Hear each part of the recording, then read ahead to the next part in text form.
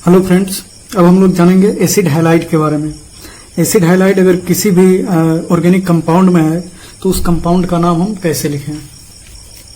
पीछे हम देख चुके थे एसिड एमाइड के बारे में और कार्बोक्सिलिक एसिड, एल्डिहाइड, एल्कोहल के बारे में। एसिड हैलाइड का जो सूत्र होता है या फॉर्मूला RCOX, यहाँ जो X है इसके जगह पे हम क्लोरीन, फ्लोरीन, ब्रोमीन, आयोडीन को यूज कर सकते हैं। और इसका जो सफिक्स होता है, सेकेंडरी सफिक्स होता है oil halide. Oil halide, halide की जगह क्या होगा, अगर क्लोरीन रहेगा तो यहाँ क्लोराइड हो जाएगा, फ्लोराइड हो जाएगा, तो इस तरह से यूज करना है। आगे देखते हैं एग्जाम्पल। यहाँ एग्जाम्पल है मेरा, इस R की जगह H लिखा हुआ है और COX, X की जगह मेरा Cl लिखा हुआ है। ठीक है, यहाँ देखें कि केवल एक कार्बन है तो यहाँ हो जाएगा मीथ, सिंगल बॉन्ड है तो N, और देखें यहाँ कि हाइलाइड है, क्या एसिड हैलाइड, तो उसके लिए ऑयल हैलाइड हम सेकेंडरी सफिक्स यूज करेंगे। तो यहाँ दिए हम ऑयल और हैलाइड की जगह क्लोरीन होने के कारण क्लोराइड हो जाएगा, तो मिथेनॉइल हैलाइड मिथेनॉइल क्लोराइड हो जाएगा। अगला है CH3COCl, इसमें देखिए दो कार्बन है, 1 2, तो इसमें क्या हो जाएगा इथेनॉइल क्लोराइड, इसमें भी Cl है तो क्लोराइड हो जाएगा। तीसरा है CH3CH2 और COBr, यानी इसमें Br होने के कारण ब्रोमाइड होगा और 3 कार्बन है तो यहाँ हो जाएगा प्रोपेनॉइल ब्रोमाइड। ठीक है, फिर अगला है मेरा कीटोन। कीटोन के बारे में जानेंगे। कीटोन का जो सेकेंडरी सफिक्स होता है वो होता है ONE, ओन, और इसका जो फॉर्मूला हो जाएगा कीटोन का डबल बॉन्ड यानी और CO होता है। यहाँ देख रहे हैं कीटोन बीच में है और दोनों तरफ एक एक मिथाइल जुड़ा हुआ है। ठीक है, तो यहाँ नंबरिंग करेंगे 1 2 3 हो जाएगा, कहीं से भी नंबरिंग करेंगे सेम ही होगा। तो कीटोन में क्या हो जाएगा, 3 कार्बन होने से प्रोप, सिंगल बॉन्ड है तो N हो जाएगा प्रोप N, और 2 नंबर पे मेरा कीटोन है तो हो जाएगा प्रोपेन 2 ONE, ओन, यहाँ से ओन को ऐड कर लेना है। यहाँ इसका कॉमन नेम भी हम लिख सकते हैं, जैसे 2 मिथाइल है, ठीक है, तो लिखेंगे डाई मिथाइल और बीच में कीटोन है तो मेनली कीटोन यानी डाई मिथाइल कीटोन। उसके बाद इसको हम क्या बोलते थे, 2 गो रहता मतलब C2H,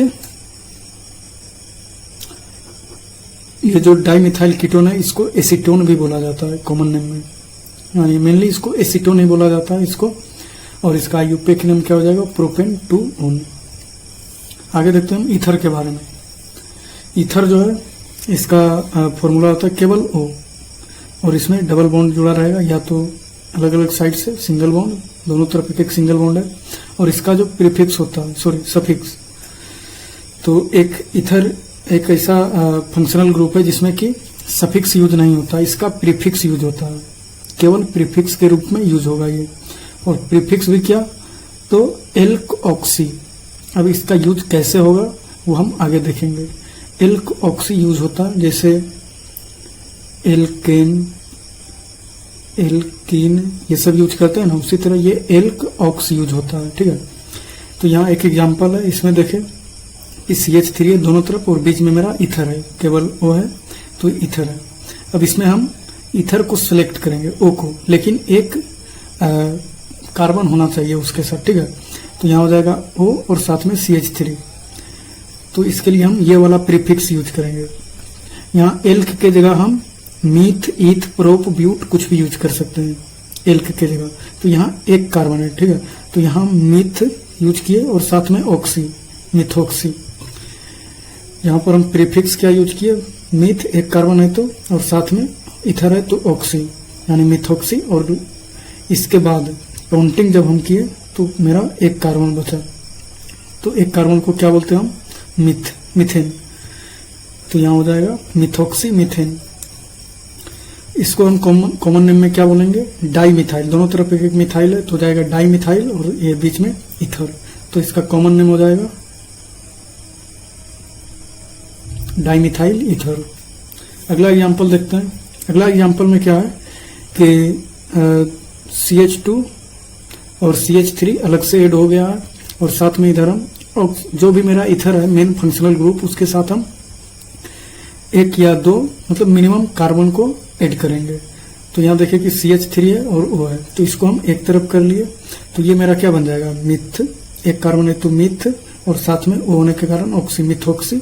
ये प्रीफिक्स मेरा यूज हुआ यहाँ एल्कोक्सी, एल के जगह क्या यूज किया, मिथ, क्योंकि एक कार्बन है, तो यहाँ हो गया मिथॉक्सी। और इधर जो है इसको छोड़ के जो भी कार्बन बचा उसको काउंट करेंगे, तो यहाँ 2 कार्बन है, तो 2 कार्बन के लिए ईथ आ गया और सिंगल बॉन्ड है तो N, यानी मिथॉक्सी इथेन हो गया। ये क्या था, मिथॉक्सी मिथेन, और यह है मिथॉक्सी इथेन। आगे देखते हैं हम, आगे क्या है कि ऑक्सीजन से इस तरफ 3 कार्बन जुड़ा है, इस तरफ 1-2 कार्बन है, तो मिनिमम को हम सेलेक्ट करेंगे इथर के साथ। तो यहाँ पर 2 सेलेक्ट किया हम, और यहाँ पे देख रहे हैं कि एक प्रीफिक्स भी है अलग से जो पहले हम यूज करते थे, जैसे ब्रोमो। तो काउंटिंग जब हम करेंगे, ये तो मेरा हो गया प्रीफिक्स का पार्ट, एल्कोक्सी का पार्ट हो गया ये, और ये जो बचा इधर हम काउंटिंग किए, तो 1 नंबर पे क्या आया मेरा, ब्रोमो। तो सबसे पहले हम प्रीफिक्स लिखेंगे 1 ब्रोमो, उसके बाद 1 नंबर से ही, 1 नंबर कार्बन से ही मेरा जुड़ा हुआ है ये सब, यानी इथर जुड़ा हुआ है, तो हम क्या लिखेंगे, इथर भी प्रीफिक्स ही है, हम क्या बोले, केवल प्रीफिक्स है, इथर मेरा सफिक्स नहीं है। तो इथर को भी हम पहले ही लिखेंगे, जैसे यहाँ पहले लिखे थे, यहाँ पहले लिखे ऑक्सी, उसी तरह यहाँ भी लिखेंगे। 1 नंबर से ही क्या जुड़ा हुआ है मेरा, इथ, 2 कार्बन है तो इथ, और साथ में इथर है तो ऑक्सी, यानी 1 नंबर से ही जुड़ा हुआ है इथ ऑक्सी। उसके बाद कार्बन कितना है, 1 2 3 कार्बन के लिए प्रोप, और सिंगल बॉन्ड है तो N, तो पूरा नाम क्या हो जाएगा, 1 ब्रोमो 1 इथॉक्सी, 1 पे ही ब्रोमो है और 1 पे ही मेरा ये इथॉक्सी है, और साथ में 3 कार्बन तो प्रोपेन। अब हम जानेंगे एमाइन के बारे में। एमाइन, तो एमाइन जो बनता है वो अमोनिया से बनता है, ठीक है। तो अमोनिया का फॉर्मूला होता है NH3। अगर इस NH3 में हम देखिए, ये एमाइन जो है ये 3 टाइप का होता है मेन, 1 डिग्री 2 डिग्री और 3 डिग्री। तो ये अब कैसे बनता है 1 डिग्री 2 डिग्री 3 डिग्री, तो ये अमोनिया से बनता है, ठीक है। अमोनिया जैसे NH3 है, इसमें अगर हम एक हाइड्रोजन को माइनस करेंगे तो मेरा एक हाइड्रोजन यहाँ से लेस हो गया और उसके जगह पे एक R आ गया। R बोले तो यहाँ पे एक कोई भी कार्बन वगैरह अदर कोई एलिमेंट जुड़ सकता है, ठीक है। तो ये हो गया 1 डिग्री एमिन। और अगर दो हाइड्रोजन को अगर हम अमोनिया से हटा दें तो ये हो जाएगा मेरा 2 डिग्री एमिन, यानी 2 R आ जाएगा, NH हो जाएगा यहाँ। और अगर तीनों हाइड्रोजन को हम यहाँ से हटा दें तो केवल N बचेगा और ट्रिपल बॉन्ड R आ जाएगा, तो ये हो जाएगा मेरा 3 डिग्री एमिन। अब इस तीनों एमिन से क्वेश्चन आते हैं एग्जाम में पहचानने के लिए कि कौन सा कंपाउंड 1 डिग्री 2 डिग्री या 3 डिग्री है। तो सबसे पहले हम देखते हैं अमोनिया के बारे में, एमाइन में, कि 1 डिग्री एमाइन किसको बोलना है, ठीक है। 1 डिग्री एमाइन उसको बोलना है जिसमें कि ये जो एमाइन ग्रुप है NH2, पहले तो यहाँ हम देखें कि NH2 मैच कर गया, तो ये मेरा 1 डिग्री है, ठीक है। अब इसमें भी पहचानने का एक तरीका होता है कि एमाइन ग्रुप जिस भी कार्बन से जुड़ा हो, ठीक है, एमाइन ग्रुप जितने कार्बन से जुड़ा हो वही उसका डिग्री होता है। तो ये जो एमाइन ग्रुप है NH2 या NH या फिर N भी बोल सकते हैं, तीनों एमाइन ही होता है। तो एमाइन ग्रुप जितने कार्बन से जुड़ा होता है वही उसका डिग्री होता है। तो ये N जो है केवल एक इस कार्बन से जुड़ा है, इसलिए इसका डिग्री क्या हो गया, 1 डिग्री एमाइन। उसी तरह ये जो सेकेंड है, इसमें ये एमाइन ग्रुप है, ठीक है, और ये जो है कितने कार्बन से जुड़ा है, तो 2 कार्बन, एक यहाँ और एक यहाँ, तो इसका डिग्री हो जाएगा 2। फिर तीसरा क्या है मेरा, कि ये मेरा एमाइन ग्रुप है N, और ये जो है 3 कार्बन से जुड़ा हुआ है, तो ये जितने भी कार्बन से जुड़ेगा वही इसका डिग्री हो जाएगा, तो ये हो जाएगा इसका 3 डिग्री एमाइन। अब ये 1 डिग्री 2 डिग्री 3 डिग्री में कोई दिक्कत नहीं होगा। अब इसी तरह का होता है एक एल्कोहल, जो कि हम पीछे पढ़ चुके हैं। इसमें देखेंगे कि एल्कोहल का जो डिग्री है 1 डिग्री 2 डिग्री 3 डिग्री, इसका जस्ट अपोजिट होता है, उसको भी हम देख लेते हैं। क्या होगा कि एल्कोहल में क्या होता है कि एल्कोहल जिस भी कार्बन से जुड़ा हो, ठीक है, वो कार्बन और कितने कार्बन से जुड़ा है, यहाँ ये ध्यान देना होता है। अगर ये एल्कोहल है तो ये इस कार्बन से जुड़ा हुआ है, लेकिन यहाँ पर क्या देखना है कि ये कार्बन और कितने कार्बन से जुड़ा है, तो ये कार्बन जो है एक ही कार्बन से जुड़ा है, तो इसका डिग्री हो गया 1। दूसरा एग्जांपल है, ये मेरा एल्कोहल है, तो इसको देखेंगे ये किस कार्बन से जुड़ा है, तो इससे जुड़ा है। अब यहाँ पर ध्यान क्या देना है कि ये कार्बन और कितने कार्बन से जुड़ा है। तो ये कार्बन जो है 2 कार्बन से जुड़ा है, तो इसका डिग्री हो जाएगा 2। तीसरा एग्जाम्पल क्या है कि यहाँ OH है एल्कोहल, ये इस कार्बन से जुड़ा है। ठीक है, यहाँ पर अब ये ध्यान देना है कि ये कार्बन जो है अलग कितने कार्बन से जुड़ा हुआ है। तो ये जो कार्बन है ये अलग 3 कार्बन से जुड़ा हुआ है, तो इसका डिग्री क्या हो जाएगा 3। तो ये हो गया 3 डिग्री एल्कोहल। तो 1 डिग्री, 2 डिग्री और 3 डिग्री एल्कोहल में क्या डिफरेंस है वो पता चल गया। अब हम लास्ट देखते हैं।